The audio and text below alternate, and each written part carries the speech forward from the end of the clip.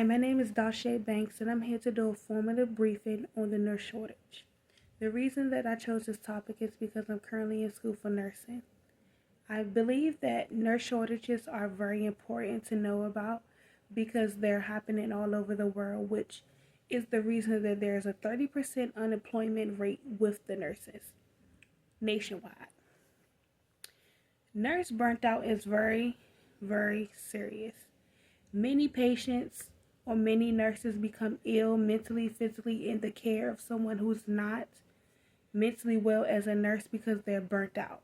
They're burnt out from many work hours. They're burnt out from having more patients than nurses, as in their co-workers. They're also being burnt out because of of the lack of many people who are willing to work after, especially after COVID-19 has happened. COVID-19 has played a big part in the nurse burnt out, but it was happening before COVID-19. Yes, in this article by Dr. Mator in 2024, him and three classmates speak on nurse prevention, with nurse prevention tips on how to not feel burnt out. And before that, they gave a briefing in their opinions on it. One of the main things that they spoke about was with nurse burnt out is that many nurses don't have anyone to speak to, as if support groups with their coworkers because they're afraid of someone feeling like they're less than because they feel overwhelmed. Being overwhelmed is very normal and it can happen to anyone. So, with that being said, you can speak to someone if you feel overwhelmed and things can change but also breaks are very important. You need to make a better schedule to prevent ways so you can de-escalate yourself from situations before it happen. Also, so that could be a great tip. Secondly, this article by Riddler J 2024, What is a Nurse Burnout and How It Could Be Prevented in the Healthcare. He speaks about burnt outs all over the world.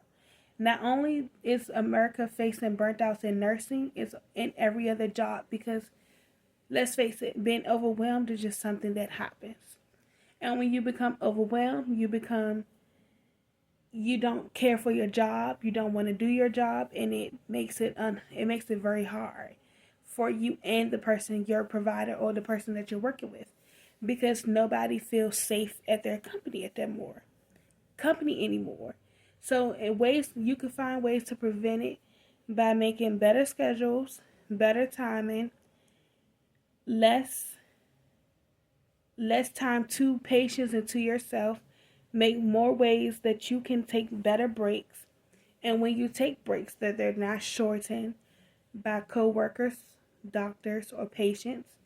Or if you're not working in the field, anybody that you work with, you can take an actual break, and you can mentally find therapists, support groups, or anything. Being burnt out is very important, and I know everyone doesn't like it or they feel like it's a scary thing to face, but once you find ways and tips, it will become easier. And I hope after reading the articles or after listening to my briefing, you will not be discouraged to do nursing or any type of job itself that would make you feel burnt out. So thank you and have a good day.